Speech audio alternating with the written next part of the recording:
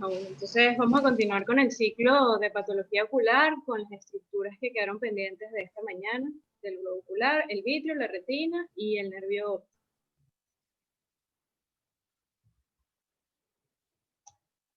Iniciamos con el vitrio, y esta es una estructura transparente que aporta la mayor parte del volumen ocular y tiene forma de gel homogéneo que está constituido 99% de agua, hialuronatos y una red de microfibrillas de colágeno tipo 2.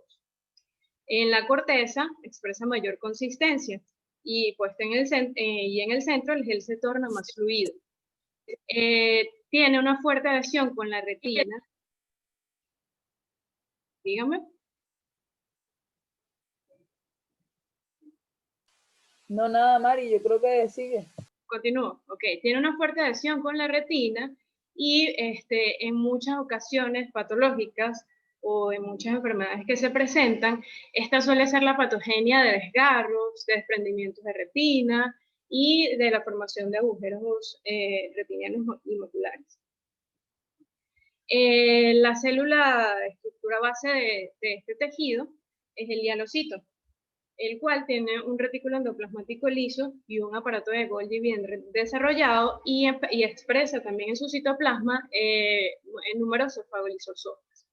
Y estas características le permiten cumplir con sus dos funciones principales, que es la secreción de hialuronatos y además puede convertirse en un macrófago. Anatómicamente, rápidamente para recordar, sabemos que el vitrio entonces tiene una hialoides anterior, una hialoides posterior, un canal hialoideo y una base de vitrio.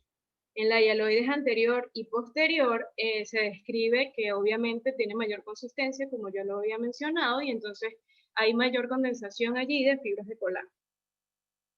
Hablando rapidito de la embriología del vitrio, porque es importante en algunas patologías que se presentan, entonces sabemos que hay un desarrollo de vitrio primario derivado de las células mesenquimales, contiene material fibrilar, la arteria hialoidea y la túnica vasculosa lentis, que es importante en el desarrollo del cristalino. Y aquí, bueno, les estoy mostrando una microfotografía de un corte histológico teñido con hematoxilina y eosina, donde se evidencia, la presencia de la arteria hialoidea.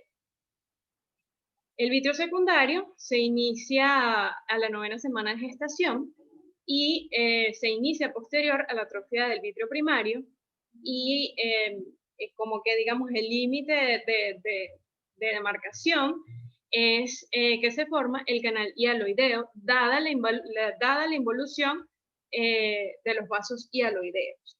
Los hialocitos son células que se encuentran en el vitrio en escasa cantidad y, como ya dije, como hay involución del tejido vascular, pues el vitrio se hace vascular. Este vitrio secundario es el vitrio que encontramos en los niños y en el adulto. Hay una patología, una anomalía congénita que se llama la papila de Bergmeister, que es esta que está acá, que en este corte histológico del nervio óptico la podemos evidenciar, que no es más que tejido fibroso, y algún remanente que queda de la vasculatura de esta hialoidea. Y el vitrio terciario se forma una condensación de células mesenquimatosas en los ángulos de vitrio que están señalados aquí con el círculo, que va a llevar a la formación de la zónula de zinc que mantiene sostenido el cristalino. Este es una microfotografía, un corte histológico teñido con hematoxilina y eosina que encontré en el Atlas de Patología de la Academia, y es para mostrarle el vitrio normal, donde se evidencia el entramado fino de microfibrillas de colágeno tipo 2. En relación a qué patologías podemos encontrar en el vitrio, pues numerosas patologías, anomalías congénitas, como ya se las mencioné, la papila de Bergmeister, la persistencia de la vasculatura fetal y quistes vitrios. De etiología inflamatoria podemos encontrar endoftalmitis si es de etiología infecciosa, o algunos infiltrados inflamatorios en aquellos casos de uveitis no infecciosos. De etiología degenerativa, la cinéresis, el desprendimiento de vitrio posterior, la proliferación vitroretiniana, membranas epirretinianas y la hialosis asteroide, que les quiero mostrar este corte histológico que está aquí, que son de etiología desconocida, que según se describe son de etiología desconocida, y se describe que algunas veces han encontrado algunas células gigantes de tipo de la reacción de cuerpo extraño, aunadas a esta formación nodular que se dice también que está formada por un material proteinazo. También podemos encontrar enfermedades de etiología de depósito, como la amiloidosis, y les quería mostrar esta microfotografía con luz polarizada que encontré en el libro de Patología de la Academia, que me pareció bastante bonita, con la tinción de rojo Congo, y donde podemos ver que las numerosas partículas marcadas, digamos así, en verde manzana, que pudiésemos pensar que si está con rojo Congo, se marcan de rojo, pues al colocarlas bajo el efecto de la luz polarizada, ellas se van a teñir de color verde manzana. Y en cuanto a las neoplasias, pues tenemos el linfoma intraocular, que puede ser que venga de etiología retiniana y que tenga alguna infiltración vítrea. Y bueno, les quería mostrar también, si recuerdan cómo se veía el vitrio normal. Este es un vitrio con endoftalmitis, con numerosos núcleos de células inflamatorias, polimorfonucleares, y este tejido fibrinoso que se ve acá marcado eosinofílico. En cuanto a la retina. Mariani, disculpa, antes de proseguir, está muy bonito eso que estás trayendo. Por favor, lo relacionado con la anterior. Ajá. Ahí decías que hay un tejido fibrinoso. Entonces, en ese caso, ajá. Vamos aquí en esta foto que... Ajá. Está muy bonito esto que trajiste de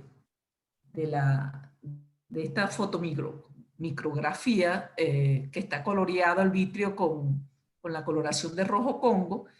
Y bonito que hacen mención a un paciente con polineuropatía amiloide. Amiloide, que a veces se piensa que es una entidad o una patología que quedó en la época de Virchow.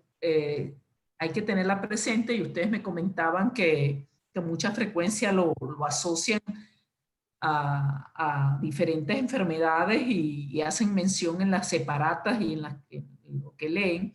Y es bonito eso que dijiste, que con la luz polarizada, la amiloide se colorea de verde manzana. Es bien bonito e interesante, porque esa forma parte de las cosas de la morfología y de la patología clásica. La siguiente, por favor. La siguiente. Ajá, tú hacías mención aquí que este es un caso de endoftalmitis y hablabas de una malla que correspondía a un tejido fibrinoso. No hay un tejido fibrinoso como tal, sino la fibrina que constituye esta malla, que aquí se ve extraordinariamente demostrativo. Y bueno, además de esa malla que observas en esta lámina o en este corte histológico. Además de la malla de fibrina. Abundante celularidad y células inflamatorias. Ajá, ¿qué tipo de células? Pudiesen ser polimorfonucleares, macrófagos. Claro. Todas las que se presentan en la primera línea. Muy bien. Muy bien. Recuerda que cuando tenemos el sufijo itis hay inflamación, y aquí pareciera, tienes razón, corresponder a polimorfonucleares. Continúa. Okay. Bueno, entonces, hablando de la retina, entonces, la palabra o se llama así porque proviene del latín rete, que significa red. Y le colocan este nombre porque antes de hacer los preparados histológicos había una capa que era como una malla que sostenía el vitrio. Y pues esta era la retina. La retina es la capa más interna, es transparente y que puede tener un espesor entre 500 y 100 micras, pues dependiendo de la zona que vayamos a estudiar. La retina pues la podemos dividir en una retina neurosensorial y el epitelio pigmentario. Entonces acá señalamos la retina neurosensorial y el epitelio pigmentario. También podemos describir que la retina tiene una región no fotosensible, que es esta que está marcada acá y esta que está marcada acá, la cual es la que limita con la hora serrata y constituye un tercio anterior de la totalidad de la retina. Y la región, y además la región donde está el nervio óptico porque carece de fotorreceptores. Y una región fotosensible que ocupa los 2 tercios posteriores del globo ocular. Tenemos acá, entonces, un corte histológico de las 10 capas de la retina, teñido con paz. Y vamos a ir viendo cada una de las capas.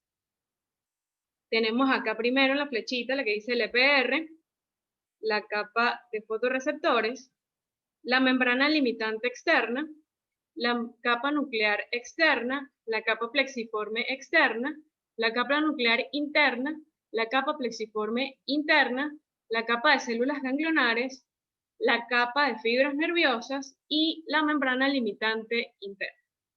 Entonces vamos a ir hablando poco a poco de cada una, pero antes debemos más o menos describir qué estirpes celulares podemos encontrar ahí en la retina, en esas 10 capas. En primer lugar, los fotorreceptores, que son los encargados del proceso de absorción de la luz y de la transmisión del impulso para que se logre la visión. Las neuronas de conducción, dadas por las células bipolares y las células ganglionares, las neuronas de asociación dadas por las células amacrinas y las células horizontales, y las células de sostén, que la principal es esta, la célula de Müller, y algunos astrocitos de la microglía, que también aportan, además de sostén, nutrición para los fotorreceptores y las demás células que allí tenemos. En cuanto al epitelio pigmentario de la retina. El epitelio pigmentario de la retina es una monocapa de células que tienen forma hexagonal y son cúbicas, ¿verdad? En su superficie apical vamos a encontrar unas microvellosidades que se interdigitan con los segmentos externos de los fotorreceptores, que son estos que están acá. Ellas, como tal, no tienen una unión específica como unas uniones estrechas, sino que se encuentran como embebidas en una matriz de mucopolisacáridos. También en su superficie apical, pero intracitoplasmáticas, podemos encontrar los glánulos de melanina que lo ayudan con su función de la absorción de la luz. Además encontramos uniones estrechas tipo zonulas occludens y algún otro tipo de uniones intercelulares que contribuyen con otra función que tiene el EPR, que es la formación de la barrera hematorretiniana externa. Tiene retículos, el resto de las organelas, retículo endoplasmático liso, rugoso y aparato de Golgi bastante bien desarrollados, y esto contribuye con otra función del epitelio pigmentario de la retina, que es la restauración de los fotopigmentos.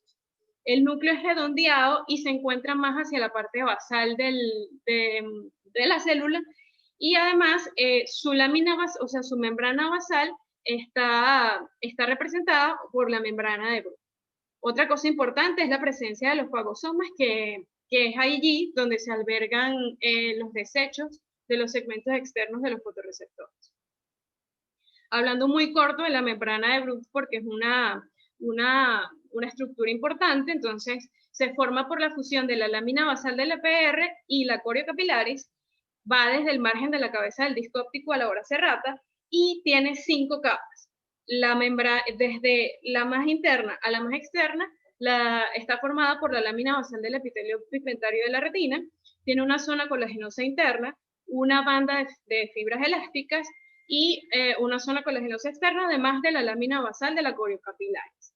es esta membrana que se ve acá, que tiñe positivo para la tinción con paz. Es importante que se encuentra tiene una unión fuerte con el epitelio pigmentario de la retina, entonces, y como la unión del epitelio pigmentario con los segmentos externos de los fotorreceptores no es tan fuerte como esta, ese es el lugar de mayor debilidad para el desprendimiento neurosensorial de la retina. Esta membrana de Bruch aumenta con la edad porque es allí donde se depositan los desechos que van quedando del epitelio pigmentario de la retina y de los fotorreceptores.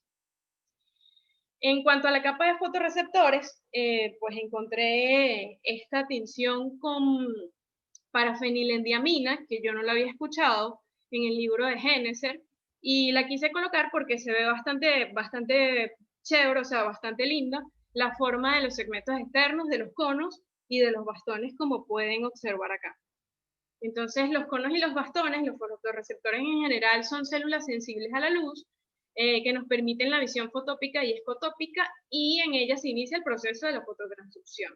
Tenemos varias especificaciones importantes en cuanto a la forma de la célula. Tenemos un pedículo para los conos y una esférula para los bastones. Son núcleos grandes con cromatina prominente. Tenemos que en sus segmentos externos exhiben dos estructuras que son de suma importancia, como lo es el elipsoide, que está provisto de mitocondrias y aporta toda esta batería energética que necesitan estas células para cumplir su función. Y tenemos un mioide que es basófilo, donde están el aparato de Golgi, el retículo endoplasmático liso y el ribosoma, importantes para la síntesis de proteína y pues todo también el proceso de la fototransducción. En cuanto a proporción, tenemos muchos más bastones que conos, y como podemos ver, los discos encargados del inicio del proceso de la fototransducción en el cono están unidos a la membrana citoplasmática, y en los bastones son discos apilados como en una fila de monedas independientes de la membrana citoplasmática. Tenemos seguidamente la membrana limitante externa, que es esta que se ve acá. No constituye una membrana propiamente dicha, sino que es un espacio virtual que se forma entre el segmento interno de los fotorreceptores y las células de Müller. Y entre ellas se forman células adherentes, y es lo que se va a observar acá. Esta membrana limitante externa es permeable al oxígeno y nutrientes, y a veces constituye como una protección cuando ocurre un desprendimiento de la retina neurosensorial, para que no ocurra más daño dentro de la retina interna. Luego tenemos la nuclear externa, donde se encuentran los cuerpos y los núcleos de los fotorreceptores. Y bueno, tenemos una particularidad en la fobia, que es que estos cuerpos se hacen paralelos y toman una distribución oblicua, y se da así por la depresión fobial. Como se observa aquí en esta microfotografía electrónica de barrido, la disposición paralela tanto de la célula de Müller como del fotorreceptor. Eso se conoce como capa de Henle. En cuanto a la plexiforme externa, entonces aquí ocurre el acoplamiento eléctrico entre los conos, los bastones, las dendritas de las células bipolares y dendritas y axones de las células horizontales, que son células moduladoras. En cuanto a la nuclear interna, ¿qué tenemos aquí? Los núcleos de las células bipolares, horizontales, amacrinas y células de Müller. Topográficamente o histológicamente, esto marca, es de importancia, porque acá vamos a encontrar una de las divisiones de los plexos vasculares. Y aquí se va a encontrar en el límite interno de la capa nuclear interna, se encuentra el plexo vascular intermedio, y en el límite externo el plexo vascular profundo. En la plexiforme interna, entonces, vamos a encontrar la red de axones y dendritas correspondientes a la sinapsis entre las células ganglionares, amacrinas y bipolares. Y en la capa de células ganglionares, pues están los núcleos de las células ganglionares. Vamos a encontrar que las células ganglionares tienen cuerpos redondeados con núcleos grandes y que puede haber dos poblaciones de células ganglionares, unas que son difusas, polisinápticas, que son de tamaño un poco mayor, y unas enanas, que son monosinápticas, que mayormente se encuentran en la mácula, donde hay mayor especificidad con los fotorreceptores. En cuanto a la capa de fibras nerviosas, pues aquí se encuentran los axones de las células ganglionares, las cuales confluyen en el disco óptico para formar el nervio óptico. Ellas están no mielinizadas en toda la extensión de la retina y luego de que pasan la lámina cribosa son mielinizadas. Y la membrana limitante interna, que constituye la membrana basal de las células de Müller y astroglía, y esta constituye una barrera selectiva de nutrientes y confiere protección a rayos ultravioletas. Entonces tenemos aquí algunas especificaciones en la retina, algunos tejidos o algunas áreas en específico donde la histología puede variar un poco y puede variar un poco respecto a su espesor. Por ejemplo, tenemos aquí esta zona que se llama el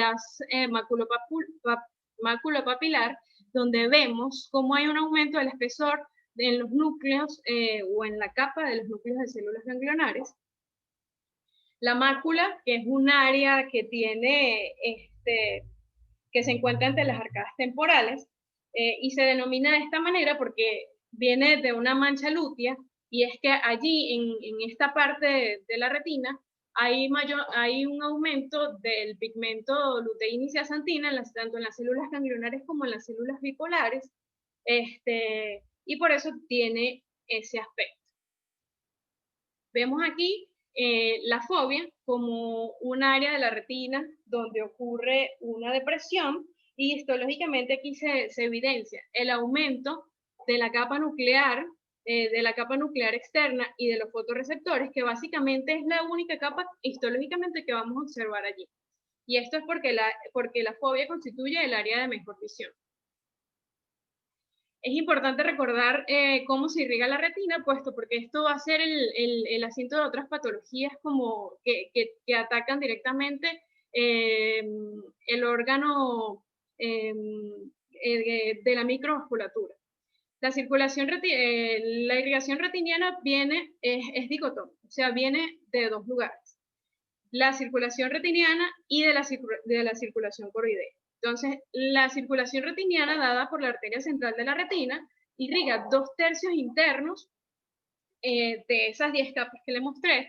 Tiene 4 ramas, las nasales y temporales superiores e inferiores. Un 30% de la población puede presentar una arteria cilioretiniana. Ella se distribuye o se divide en 4 capas de plexos capilares. Una que se encuentra en la capa de fibras nerviosas, que es la peripapilar radial, el plexo vascular superficial, que descansa en la capa de células ganglionares, y el plexo capilar profundo, que tiene sus dos lechos en la nuclear interna, como se los expliqué cuando hablamos de esa capa. Esta unión en las células endoteliales de los capilares constituye la barrera hematorretiniana interna. Ellas van a drenar en la vena central de la retina y van a la vena oftálmica, y así, de este modo, llegan al seno cavernoso. Y en cuanto a la circulación coroidea, esta se va a encargar de la irrigación o nutrición del tercio externo de la retina a partir de la plexiforme externa, y se va a encargar de la nutrición de la zona avascular foveolar más la extrema periférica. Drena en las venas vórtices y luego va a la vena oftálmica. Esta circulación es diferente a la otra porque esta tiene un patrón lobular. Con una arteriola central de tejido va a drenar el fluido sanguíneo en un lecho capilar. Y esta microfotografía electrónica de transmisión es muy importante para que veamos cómo está constituido, o sea, qué células rodean el endotelio capilar. Y bueno, es importante conocer lo que está bien para después saber qué es lo que está mal. Entonces, tenemos que el endotelio, como les dije, es no fenestrado, tiene fuertes uniones intercelulares entre las células endoteliales, y eso impide el paso de sustancias. Además, en su lámina basal se encuentran células que se conocen como pericitos. Y este pericito tiene la función de la supresión de la proliferación endotelial, es decir, para la no formación de vasos nuevos. También vamos a tener la presencia de astrocitos y células de Müller, que también van a proteger, digamos, toda esta estructura vascular. También estos vasos carecen de lámina elástica interna y de células musculares lisas, por lo cual en ellas no existe una regulación del sistema nervioso autónomo.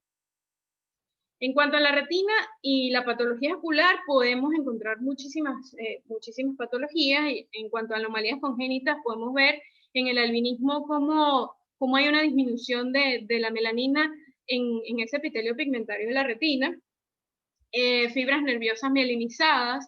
En cuanto a las anomalías vasculares, el hemangioblastoma retiniano, sobre todo en aquellas personas que sufren del síndrome de von Hippel-Lindau, en la enfermedad de Quats o en hipertrofia congénita del EPR. Y aquí les quise traer este corte histológico del EPR con la hipertrofia congénita del EPR, donde vamos a ver, a diferencia de las demás células, son unas células mucho más grandes y con un patrón granular de melanina mucho más denso que el resto de las células. Una cosa que leí es que, no se encuentra, esta lesión no se encuentra tanto en polo posterior, sino en media periferia, y que en ojos no expertos, viendo eso, se puede confundir con un melanoma coroideo o con un neuscoroideo. En cuanto a patología de etiología inflamatoria, bueno, se pueden presentar muchas de etiología infecciosa, viral, bacteriana, toxoplasma y patologías no infecciosas. Y en cuanto a lo degenerativo, pues podemos ver la degeneración cistoide periférica, degeneración latiz, de patología isquémica como las oclusiones de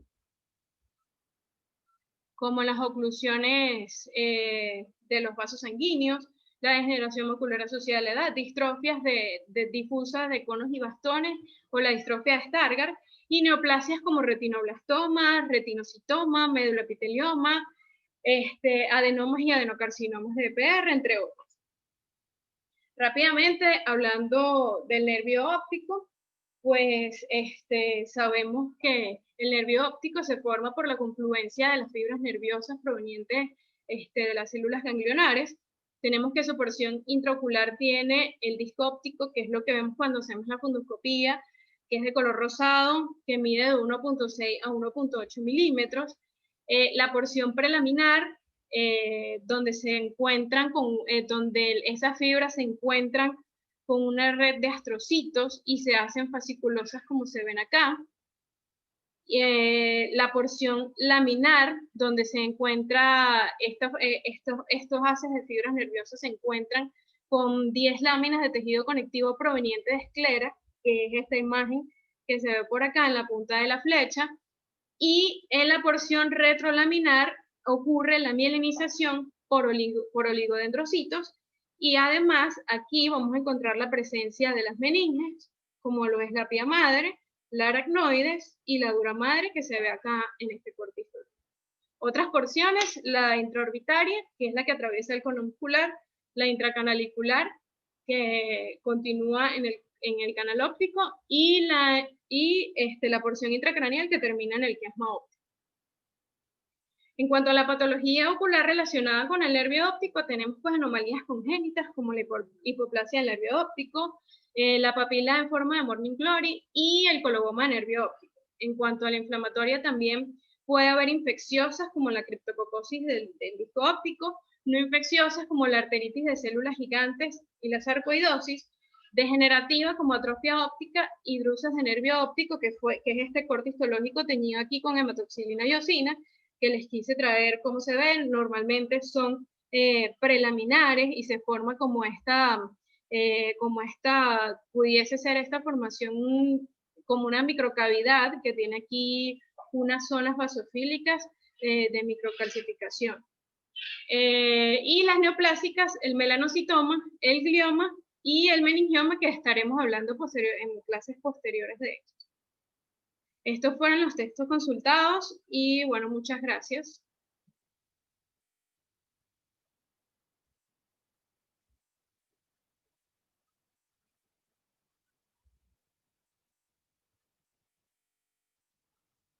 Hola.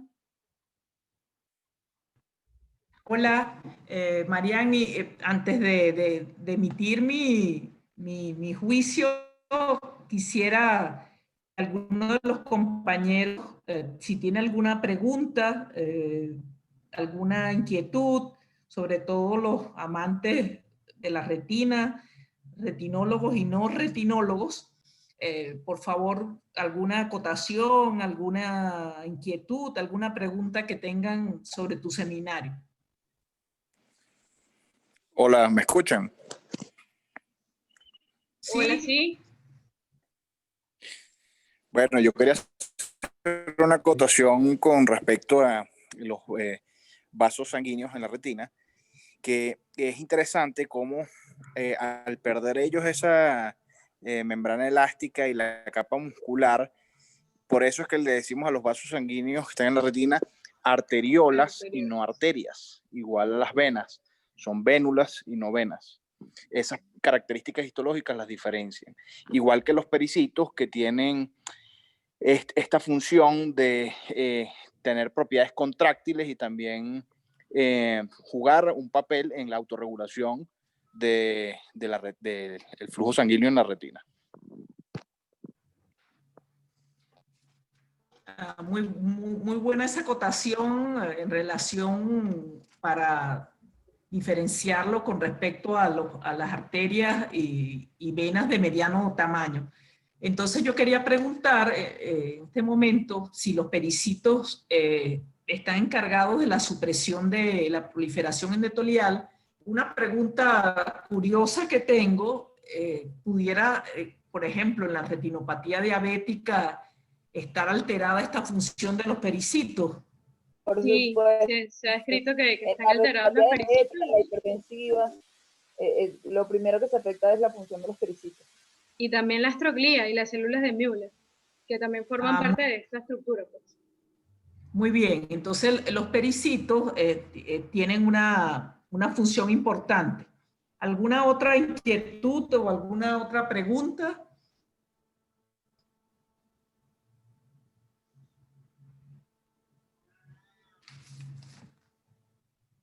¿Hay alguna pregunta?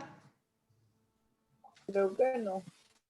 No, Sí. no tengo una pregunta, pero, o sea, sí quise hacer un comentario hoy desde la mañana en el seminario de Luis, y bueno, perfecto, porque también tiene que ver con y es justamente lo que estábamos hablando de las membranas basales cuando hicimos el comentario de la córnea y el cristalino, y por ejemplo, aquí en la membrana de Bruch, que obviamente Luis la mencionó hoy porque también forma parte de las capas de la coroides, es un ejemplo de eso porque están ambas membranas basales allí, o sea, tanto la membrana basal del EPR como de la coriocapilaris ahí. Entonces, por ejemplo, lo que habíamos dicho de que el cristalino lo tiene por encima, pues entonces el EPR también, si lo ves de adentro hacia afuera. O sea, es lo que estaba comentando Ana en la clase. Al final depende de cómo lo veas, la membrana basal puede estar de un lado o del otro.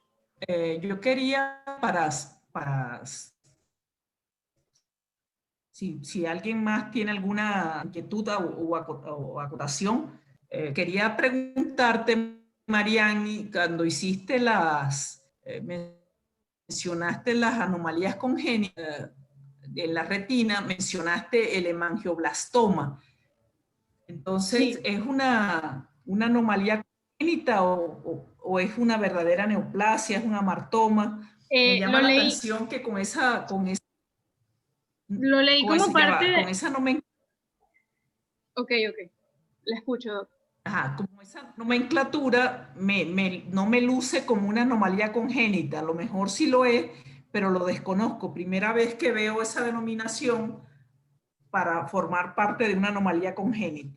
Sí, lo leí en el libro de patología de la academia y estaba escrito en el apartado de las anomalías congénitas y creo que lo describieron más ahí porque lo colocaron como parte del síndrome de von Hippel-Lindau, que eso sí es congénito. Ok, entonces bueno, sería cuestión de buscarlo Sí, exacto. y asegurarnos que sea la terminología. Bueno, siendo así que no hay más acotaciones, yo quiero preguntarte, Mariani, ¿cómo te sentiste en esta exposición? Sin que digas que es bien o mal, otro ¿Cómo te sentiste? Bueno, me sentí cómoda, me sentí tranquila. A mí o sea, la mayoría de las veces me tocó hablar sobre la retina y pues creo que es algo como que se me hace fácil. Ah, muy bien. Entonces, bueno, si te sentiste cómoda, es porque hiciste un buen trabajo, tuviste un buen desempeño. Y bueno, quiero felicitarte y lamento Gracias. que no estés personalmente, porque de verdad que me hubiera encantado ver tu desempeño en persona, pero de verdad que estuvo muy organizado, muy sistemático, muy bien correlacionado, y este es un tema que es difícil porque es bastante profundo y lo hiciste tangible a nuestros ojos. Y bueno, mis felicitaciones y continúa en este camino de la excelencia. Gracias.